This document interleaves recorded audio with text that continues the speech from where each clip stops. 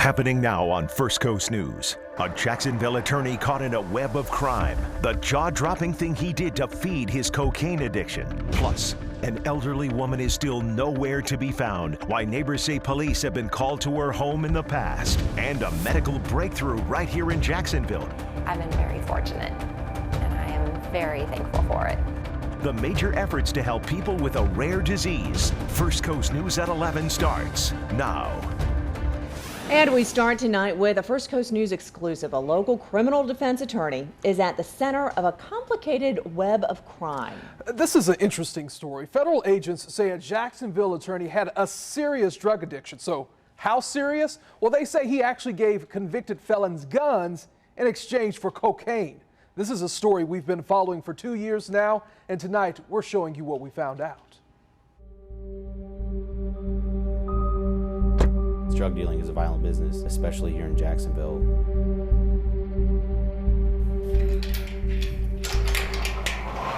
Inside this vault, The firearms that we recovered during the Mr. Golick case. Each of these guns represent a broken promise. Each of these firearms are specific to this case.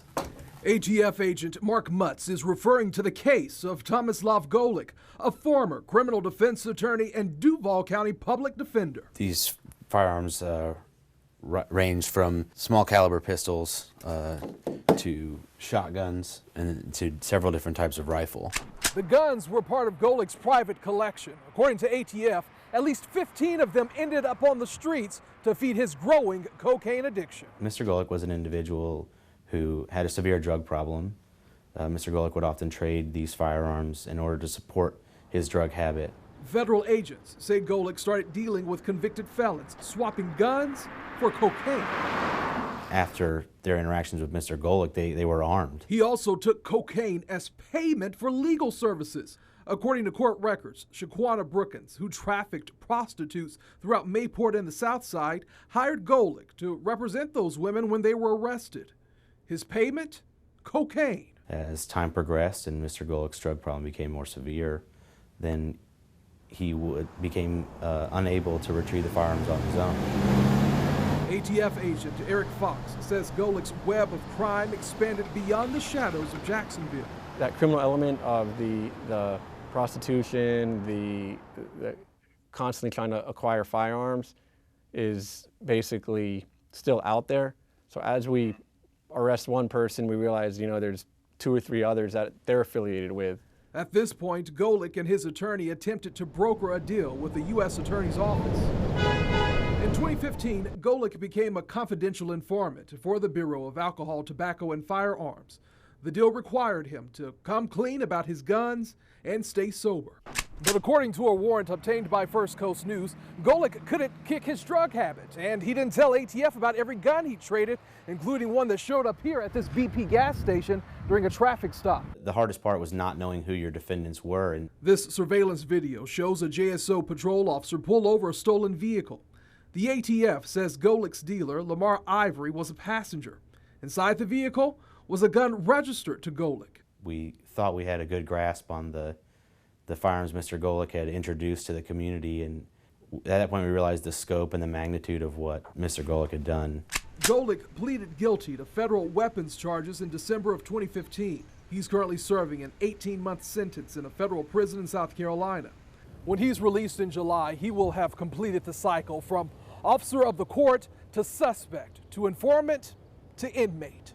I would say this case, it touches everyone in Jacksonville, and I feel strongly about that because we find that young women are being taken advantage of and coerced into prostitution, then they are getting hooked on drugs. The individuals that are preying on these young ladies and controlling them with drugs are also controlling them with firearms.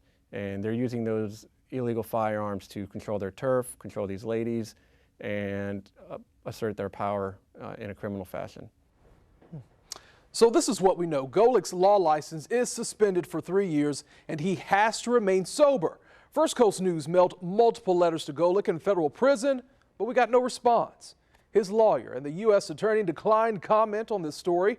ATF says the case remains open. You can see a full timeline of events from this case on our website, firstcoastnews.com. Right now, police in Glenn County are still searching for an elderly woman who's been missing for 48 hours now. And tonight, neighbors are speaking out about what they've witnessed at that home. First Coast News' Stephen Dial joins us from her Glenn County neighborhood with the latest. Stephen?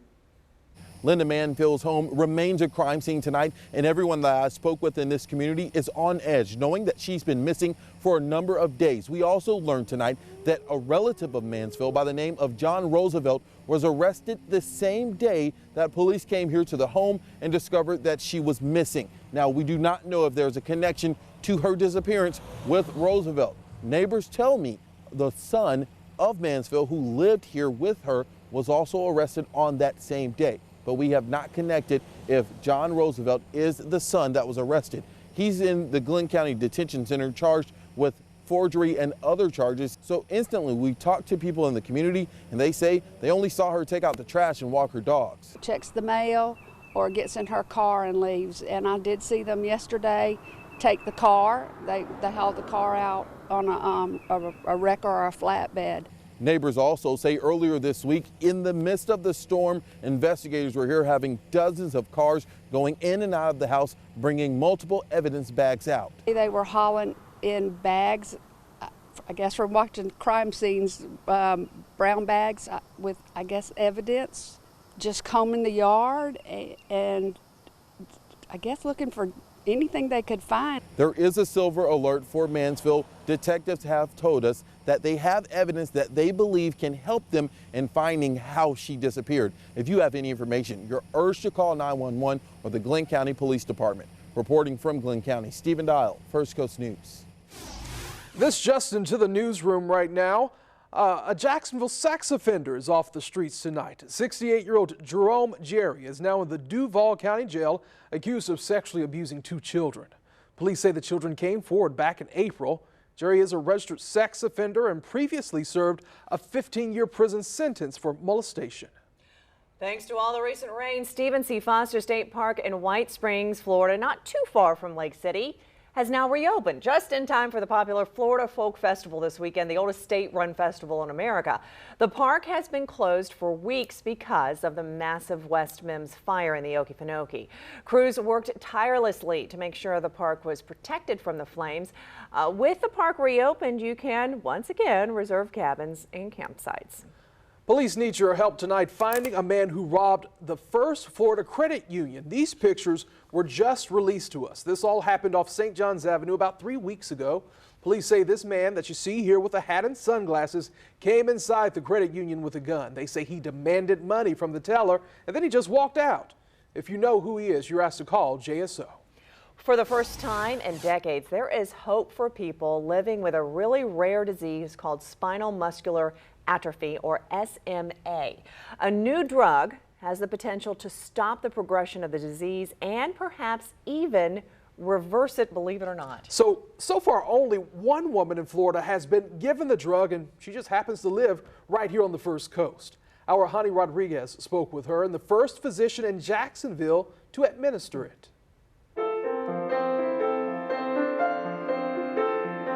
Never give up. Even if your hands don't move like they used to. To watch yourself decline is heartbreaking. A heartache Jenna Kenley is all too familiar with.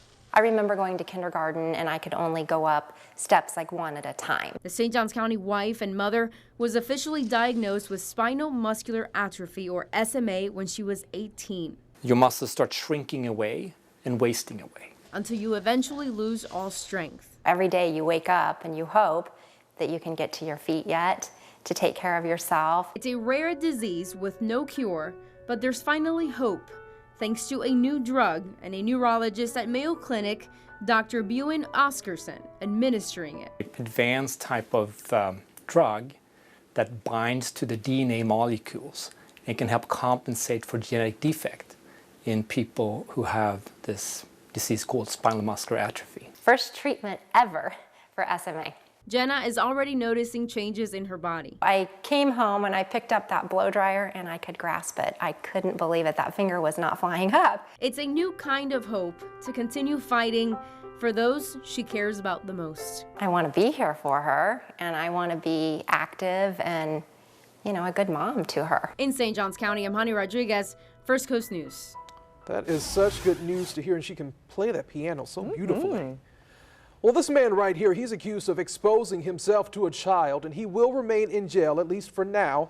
Today, a judge denied bond for Noel Mills. Police say he used a cat photo to lure a child. He allegedly pulled down his pants and was touching himself near that child. We're told Mills's boyfriend saw the report on the news and went to JSO about it. Right now, police in Columbia County need your help identifying a suspicious man at the Winn-Dixie in Lake City. Officers say this man asked a 14-year-old boy to play hide and seek with him to, quote, scare his mother. Video surveillance shows the man also approaching the teenager and his mom at the self-checkout lane. If you have any information about who this man is, please call the Lake City Police. So we told you last week about $400 cans of baby formula that really cost only $46. A military mom contacted our On Your Side team when she noticed the high rate her TRICARE health insurance was paying for her child's hypoallergenic formula and using your tax dollars to do it. It's a story our investigative team has been looking into since December, and continuing that coverage tonight, Julia Janae joins us now with an update. That's right, Anthony. After our story aired last week, we were contacted by the Senior Vice President of BioScript.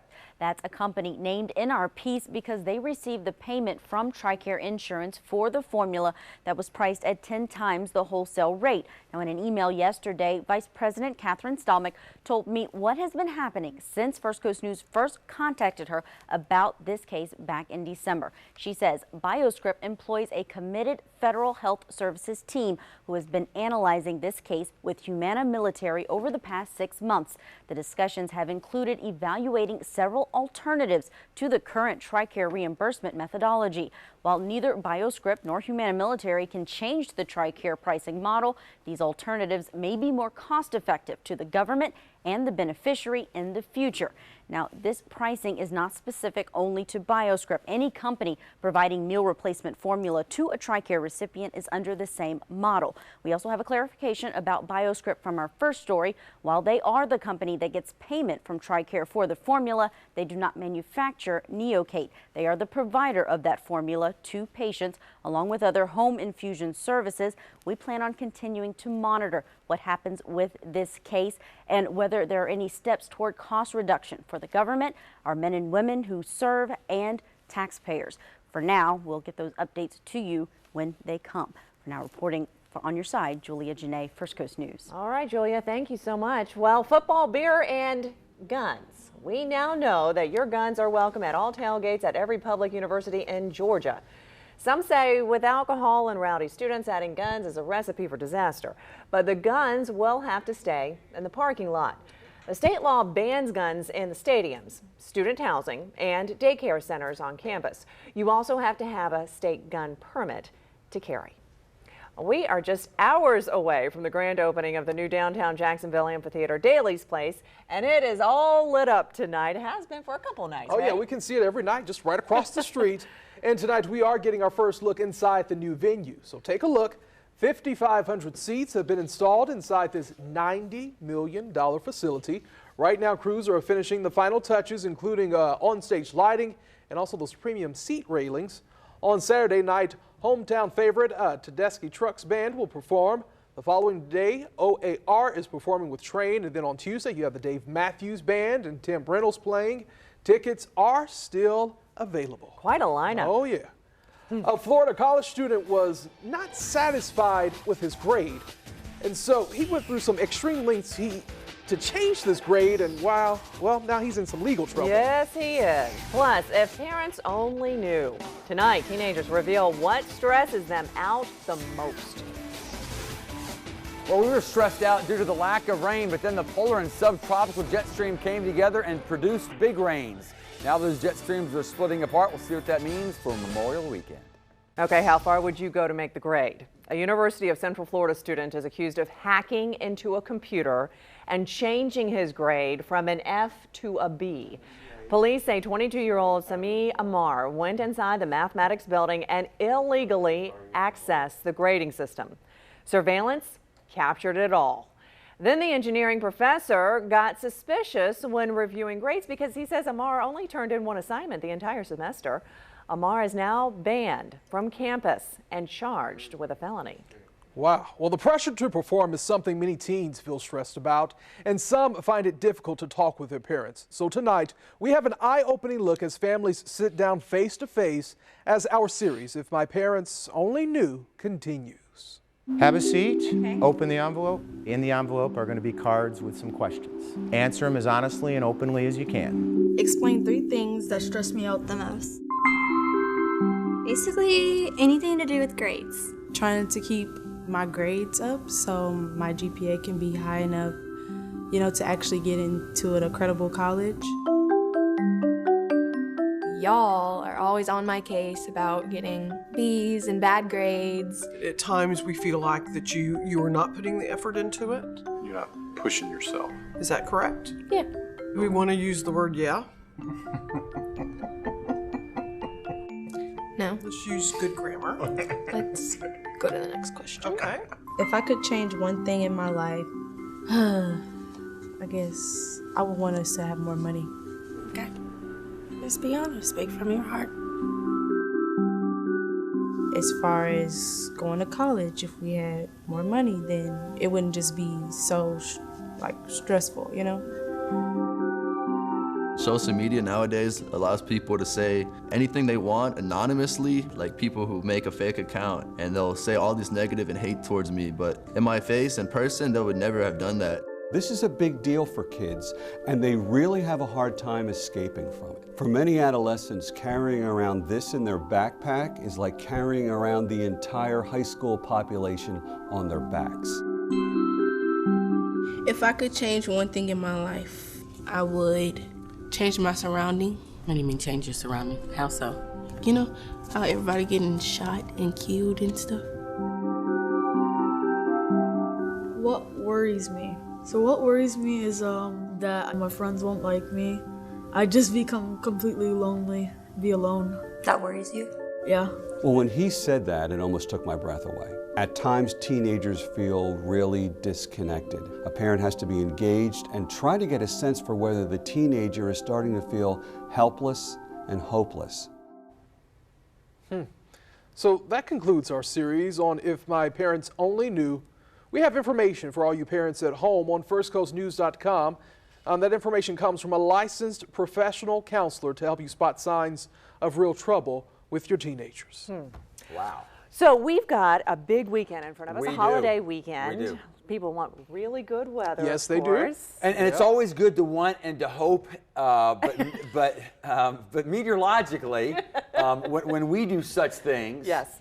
In other words, if we know we need rain, but we know we want good weather, we want to be on the difluent side before the event and the confluent side for the event. This is what I mean, folks. The polar and subtropical jet stream came together over Mexico and Texas. And when they did that, that is right about here, that caused the air to evacuate. That is at about 30,000 feet. It was caused to rise. And with such massive rising of air over the Gulf of Mexico, the computer models indicated about a week ago that probably would happen. And that meant somewhere around the immediate southeast there would be some big rains, and we had them. But now there's some nice weather. We went confluent flow, which means at 30,000 feet, the polar jet stream and the subtropical jet stream, do you see that? They come together. And when they come together, that forces the air down, and the skies become bright and blue, like today, and clear, like tonight. And that tends to be a pattern that lasts for several days, like we think it will. Let's reinforce that. Normally, this time of the year, the next wet weather event would come from the west and all the way out to the Lone Star State. In fact, all the way out to El Paso. Nothing in the way of precipitation, even Amarillo by morning, nice and clear. Will be clear and cool in the morning. And this high pressure system that came or built in today, and that's why we had the gusty winds, it's going to slow down. In fact, it's going to say, you know what? I like the First Coast. It's going to hang here for the weekend. And as that happens, the air will blow around it, picking up moisture in the Atlantic. It'll be cloudier over South Florida. It'll be cloudier out toward the parishes of Louisiana, even out toward the Florida Panhandle. But locally for us, if you like sunshine, a nice weekend. And if you like bright stars at night, we'll have that as well because we also happen to have the new moon. Now, no doubt about it, nice cool mornings help us with the heat somewhat the next couple of days, but eventually we'll start to feel pretty warm, maybe even hot and humid. Many call the day to remember Memorial Day, the unofficial beginning of summer, and I think by about then it'll start feeling summer-like again. See, baseball continues